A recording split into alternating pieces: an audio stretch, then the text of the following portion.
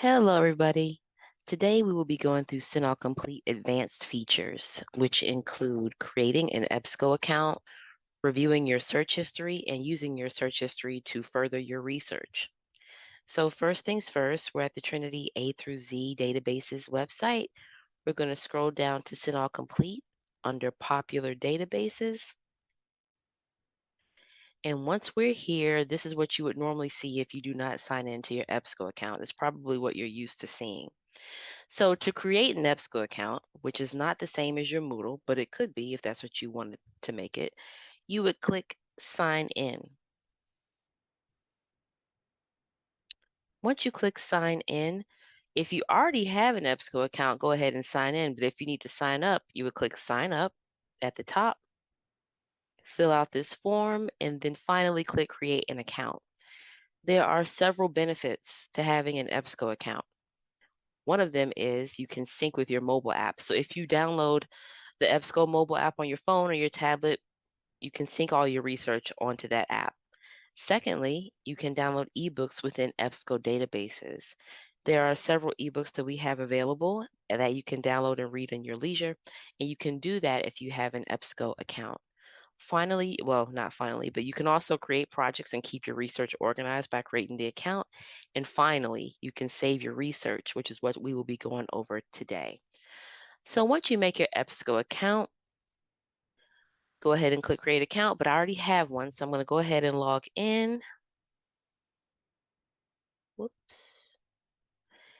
And then password.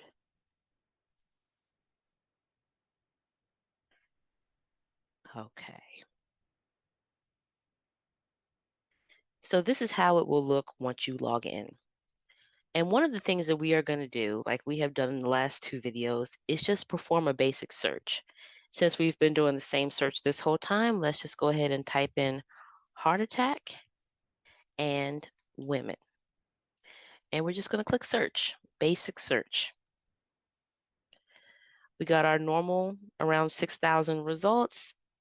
So we're going to apply our limiters because that's way too many and the date is way too far back. We're going to do the last 5 years, so 2017 to 2022, and we're going to click enter. It'll update, and we've gotten down to 1,720 results. And let's just apply one more limiter for academic journals only. And if we scroll up, we have 1,613. Now that's great. These are our two searches, but let's add another search.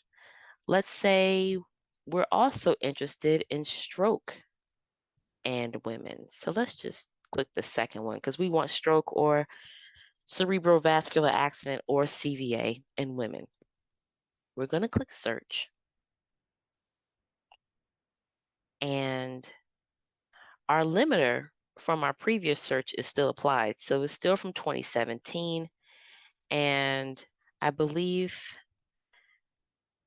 we could apply academic journals to our search.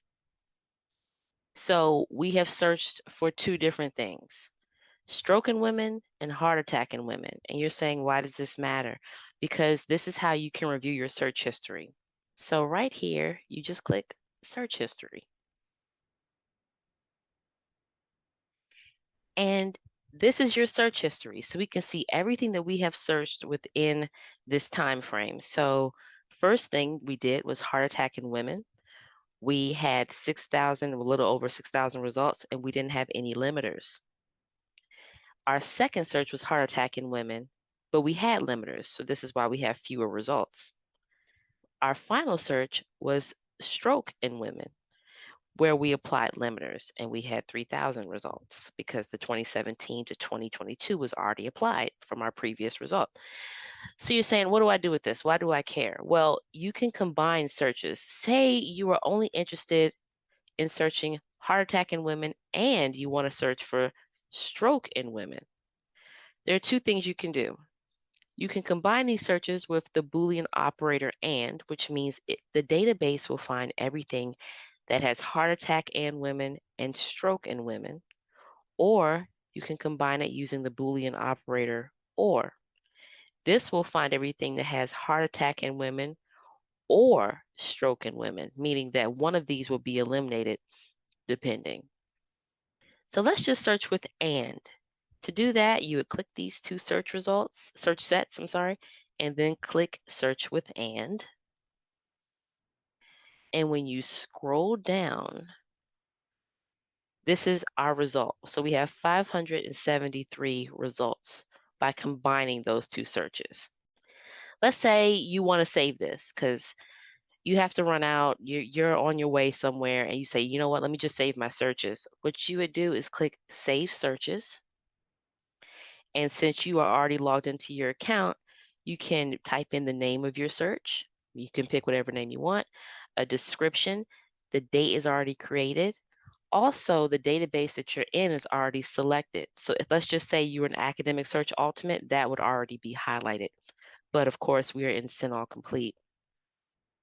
It will also tell you your search strategy. If you click Save, you'll have that search saved within your account. So that's one thing you can do.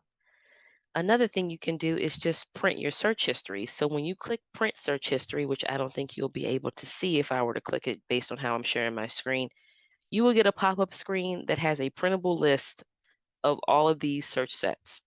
This can be very helpful to you.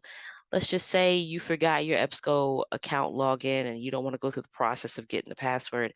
If you were to print this out or even save it to your computer under a Word document or a PDF, then you can have your search history printed and at your disposal when you need it.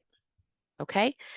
So this is how you use CINAHL's EBSCO login feature. It's how you view your search history and how you make combined searches within your search history. As always, if you have any questions or concerns and you need any assistance, please reach out to us at Trinity Library. Happy searching!